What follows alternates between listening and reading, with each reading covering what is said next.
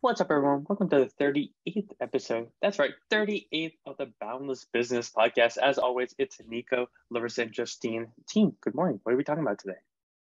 Morning. Good morning. Today we're talking about discovery calls. So what we do when we finally get a prospect on a call after they book and we're actually sitting down with them and talking with them. So my first question is kind of covering what happens before the call, like what type of background info we get on them and stuff. If you want to start there. Awesome. Yeah, I was about to jump in and be like, hey, listen, actually, we have a perfect sales call happens before the actual call itself.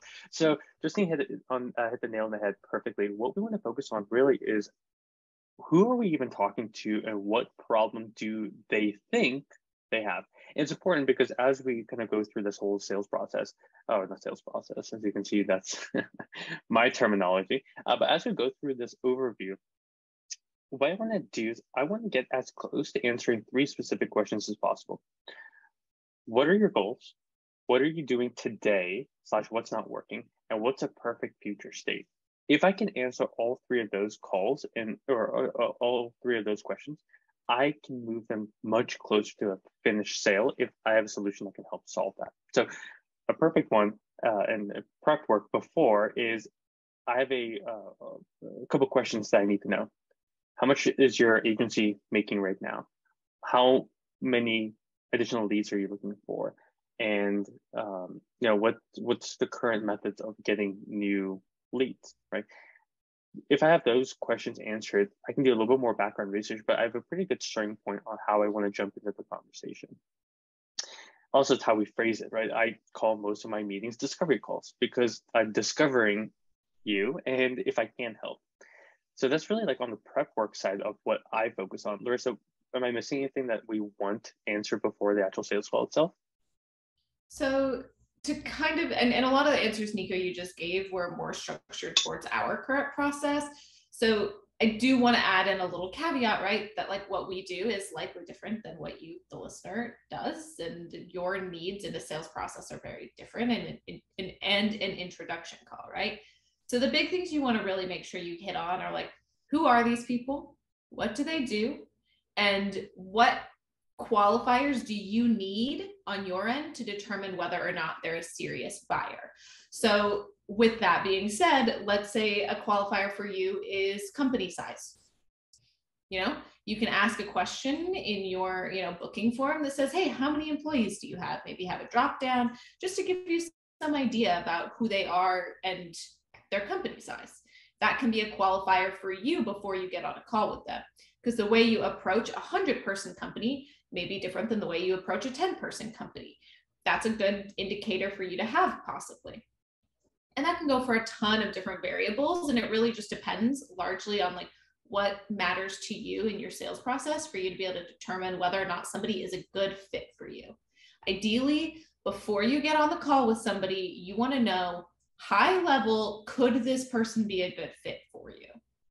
Then on the call is where you're going to talk a lot more about, get to know them a little bit better, see if it's like a culture fit as well, and talk really about their goals and what they're looking for to see if maybe you can fit and help those. That's a really big piece of it is, that prep work to make sure they're qualified before you get on the call with them. And ideally, you're also doing a lot of this in your lead generation and in your processes prior to this. Right. But everybody has people that come in that you're like, okay, they came from, let's just say somewhere random. They found you somewhere on the internet. They fill out a generalized calendar link.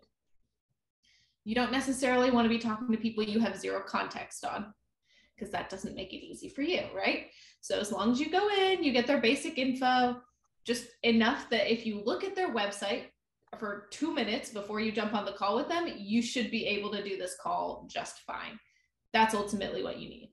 It is important to take a quick look at their site just to be sure to verify for yourself. You can have them tell you what they do. You can say, something like summarize what you do and quick, one sentence or whatever. But that can be difficult because people don't really understand what they do a lot of the times, or they don't understand how to articulate that. So it's best to just take a quick look at their website, make sure you're onboarding isn't exactly the right word, but make sure before somebody gets on your discovery call that you have all of your qualifications basically listed out in that form. Sure, they fill out the form, and let's say they book a meeting for like a week out. How do we keep them engaged like before the call? Is there anything we do? Yeah, Larissa, I'll actually have you take this one because I'm going to be talking a lot about the actual sales process. So give people a little break from my voice. So it certainly depends when they book, right? So it's different for if they book like 2 weeks out versus 1 week out. But if you go through and you make sure that you're like, okay, basically what can be helpful is if you have any resources to drip along the process to make sure that they get all the background on you that they need.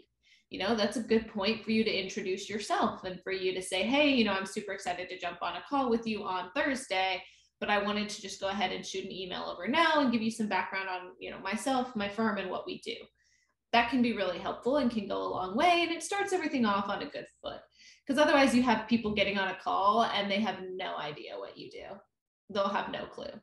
And that's something where it's like, you know, they jump on, they're like, okay, what is it that you do again? Why am I even here? And that's not a great position to be in usually. You know, ideally you want people to kind of get an idea for what you do in their head, already placed where they think you may be. And there's some variation in that, right? Sometimes you want people to come in cold, and it depends. But you can always drip case studies or overviews or, you know, things like that. Even just nice messages. You can even just say something along the lines of, hey, super excited to chat with you tomorrow. Just want to confirm that tomorrow is a good time. You want to use that time basically to reduce your no-shows. So that is really valuable. So the day of your meeting, you should probably send basically a reminder email that says, hey, quick reminder, you know, we're meeting today. Does the day and time we're meeting still work for you? You can be more specific or less specific. It depends on kind of your theories and processes and what you do. We know some people that they won't say the date and time in the like reminder email. Basically, they'll just say, hey, just want to confirm that our meeting today still works for you. And they don't list the time because then they have people that trigger somebody to go be like, oh shoot, we have a meeting today. Look at their calendar and they see, okay, yes, this is a good time. No, that isn't a good time. Play around with it, whatever works for you and your processes. But again, the goal is to get them a quick overview on who you are and what you do and confirm that they will show up to this meeting, because no-shows are, you know, they can be weirdly expensive to have a no-show. You put in all this work, somebody goes through the process of booking a meeting and then they don't show up. That can be really difficult and frustrating. Yeah, and to Larissa's point, like there are so many systems, like we use Calendly in-house. There's a ton of different software that you can use, but practically, like, yeah, you don't have to like do you have to worry about it, right? Set it up one time, make sure that it actually works, gets you the right links and all that. And you can automate like texting, text reminders, which is awesome. You can automate like I think voice calls too on some platform, but especially email. So yeah, that's the biggest thing is like you want to reduce no-shows because you spend all this time working this prospect. It's a waste if they don't show up. Plus, like you're an agency, like you can actually help them, or you should probably not be jumping on a call with them. So it's not like you're doing them a disservice by following up to help them, right? Like if someone followed up with me, and let's take a real life application, right?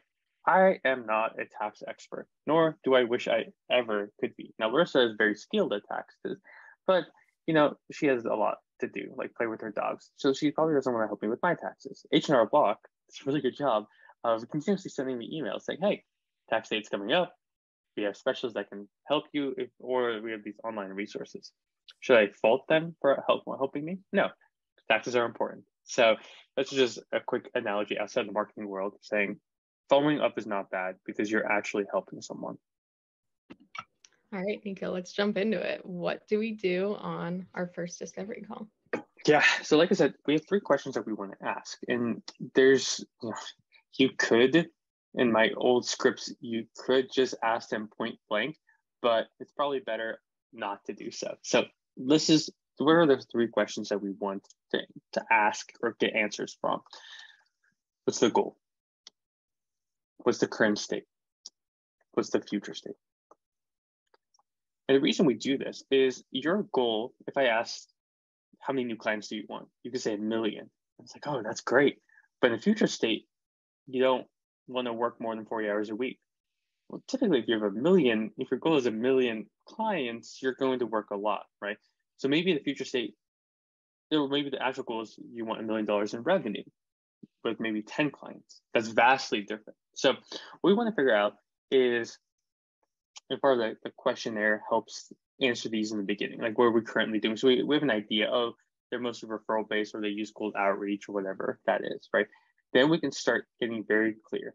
So as soon as the call starts, for about a minute to a minute and a half, I'm joking around with them because that's my personality as a salesperson. So if Justine and I were on a sales call, I'd be like, Justine, super great to meet you. Let me ask you this. This is a total random question, but is that a cactus or a piece of corn in that picture? Like I don't even know. Yeah. Oh, cactus. That's so funny because like, you know, I live in Arizona, but like I never like look at cactuses. And I make a joke. I don't have a cactus joke on hand, Justine. I'm sorry, I failed you. But that's gonna be important for what I bring up later on, right? So then we transition that pretty quickly into, hey, I'm super excited to jump in the call with you. What I want from this is by the end of the call to give you a strategy that exactly that I would use to help your agency grow. Now, let me ask you this. If the goal is, you know, to help you grow, I need to actually understand where we're going, right? Because going to France versus Taiwan, it's two different places.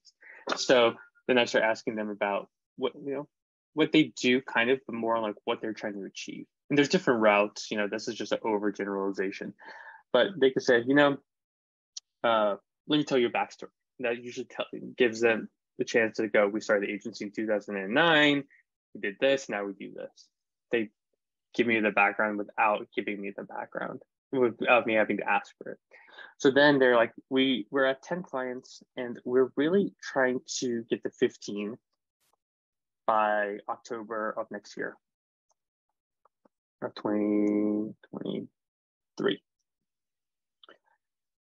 So then we can kind of work backwards. Oh, 5 clients. Do you want all of them at once, scattered across the, you know, that year period? Oh, you know, scattered. Okay, so if we can get like 1 to 2 clients a quarter, worst case scenario, we get 4 clients if we do 1, right? That's what we're trying to achieve. Okay, great.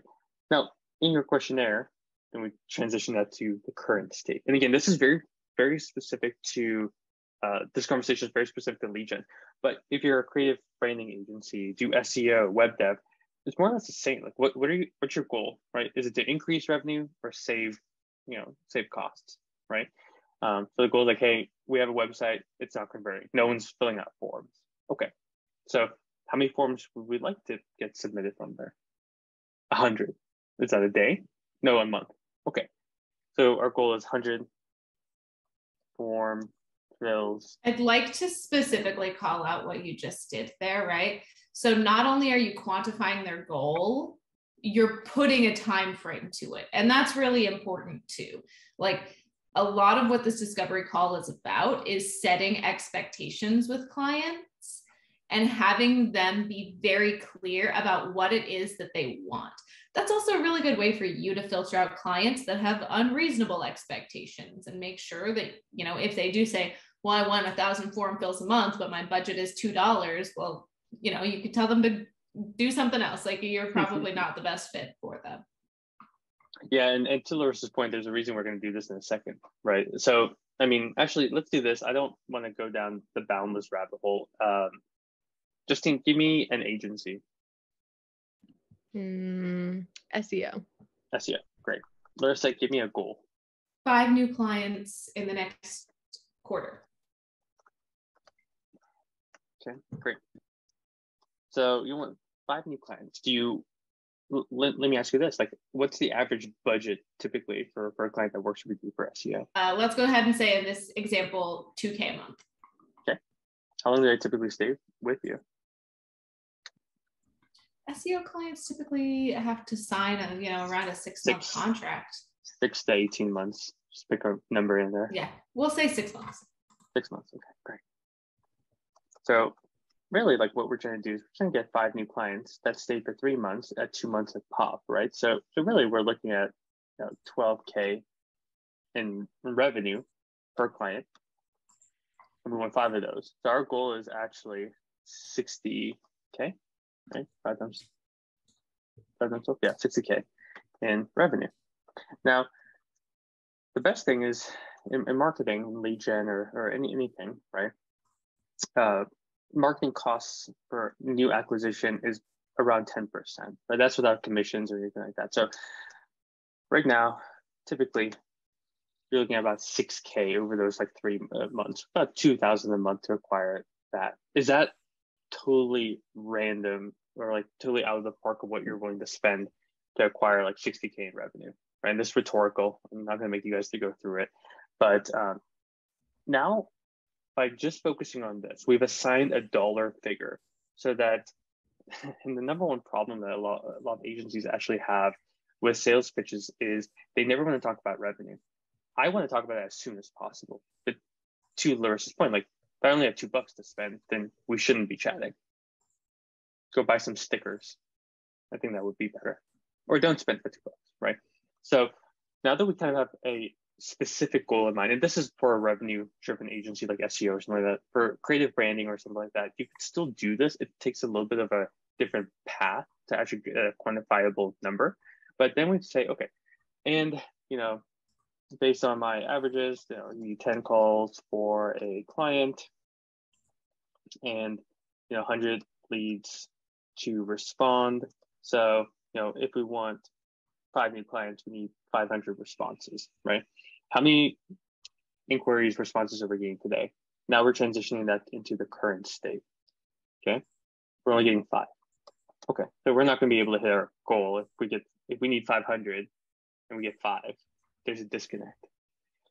Then they can tell me what they're currently doing. Then we can go to future state, and this is where my solution is going to be apparent. So in a perfect world, what does it look like? Are leads just flowing in, booking calls with you, and then you're closing them? Is it you want to actually find out who they are? What I'm trying to do is suss out, like, are they a DIY type of client? Are they a done with you type of client? Or are they done for you type of client? DIY means usually don't have the budget, but they have the goals, which educational based solutions might work better. Done with you, coaching plus a little bit of execution, and done for you, which a lot of agencies do. It's like, I'll go and hit the KPIs that we set in our goals. So I know I kind of defaulted back into like a lead gen sales focused one. For branding and like logos and package design, this is a different route to go. But in a sense, you still want to follow the basic framework, right? You still want to follow what's your goal from getting a new logo. What is it that you're looking to have your outcome? Maybe it's to modernize your brand and to better connect with your customers. Well, what's the current state of that? Well, we notice our sales of our products aren't doing super great. We think that it's just not super visually appealing. We think a rebrand would maybe make things more attractive. Okay, well, like, what does the future state look like for that? Well, we want to increase our sales by X%. And that's a good reference for you to be able to say, like, yes, this is maybe good. No, it's maybe not. You can still follow the general framework of goal. Where are you at currently, and where do you want to be?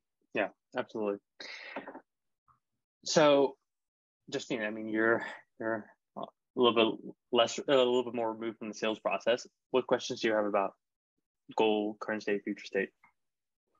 I guess just like, how do you wrap it up into like, what can we do for you? Like, how do you get to that point if you think you can help so if it gets to the point where I think I can help them, right, then I move into, the nice thing is I've already brought up numbers. So they've already been thinking about like 6K, 3 months, 6K, right? And if you want to adjust this, right, like this is for like lead gen spend, marketing, PPC, you as an expert, you know how much it actually takes to get to a goal, right? You have 2x return, stuff like that. But then I want to move into like, why now? So I understand your goals, current state, future state, but like, why right now? Like, is there a specific reason that we want to do this right now? Like maybe our sales are declining. Maybe we have plateaued. Maybe we're in growth stage. Whatever that is, like I want to understand like why now?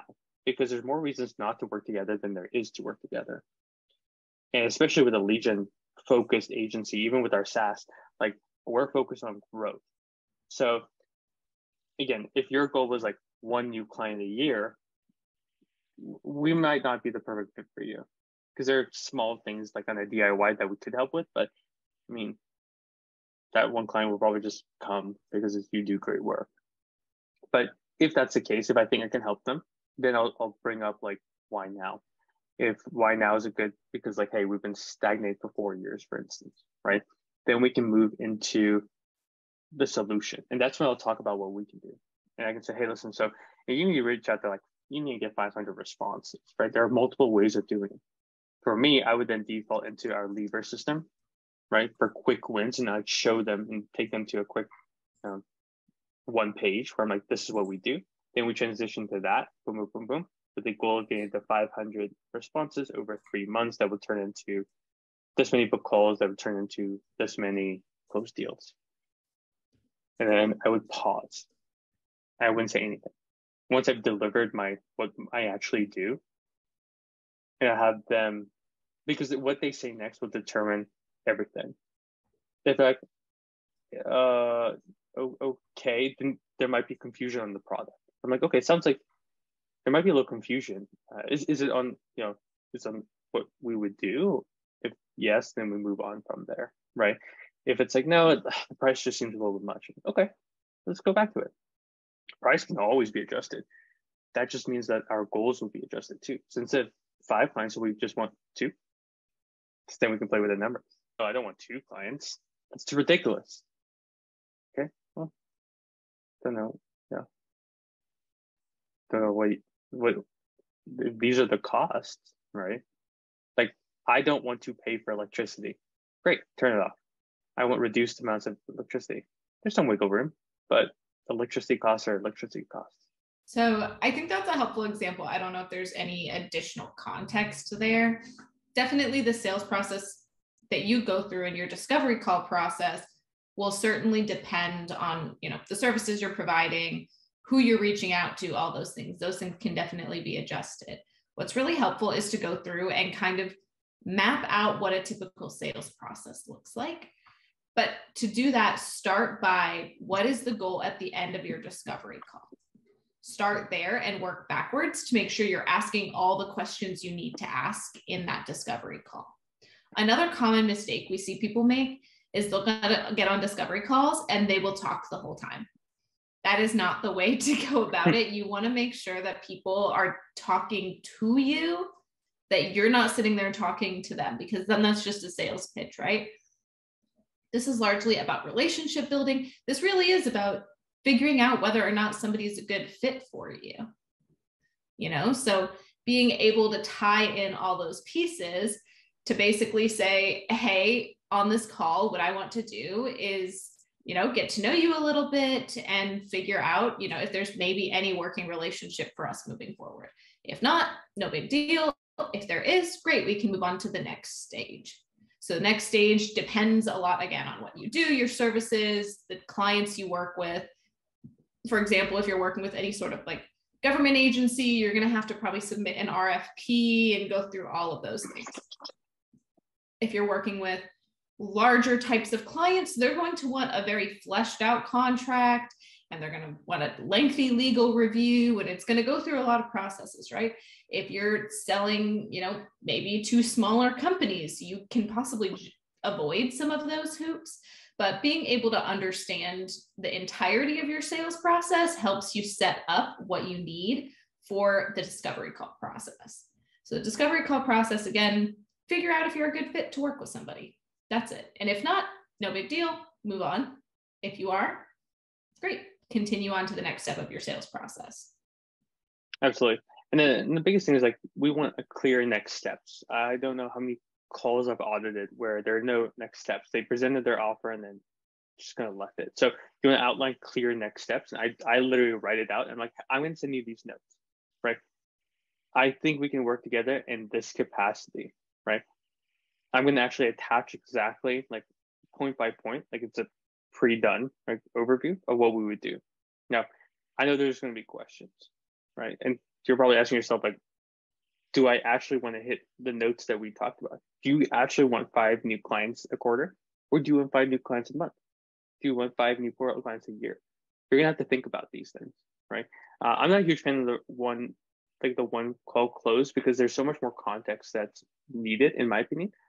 But I like to have a quick next check-in where I'll say, okay, it's a Friday. I get it. Like, listen, this is probably the last thing you want to focus on.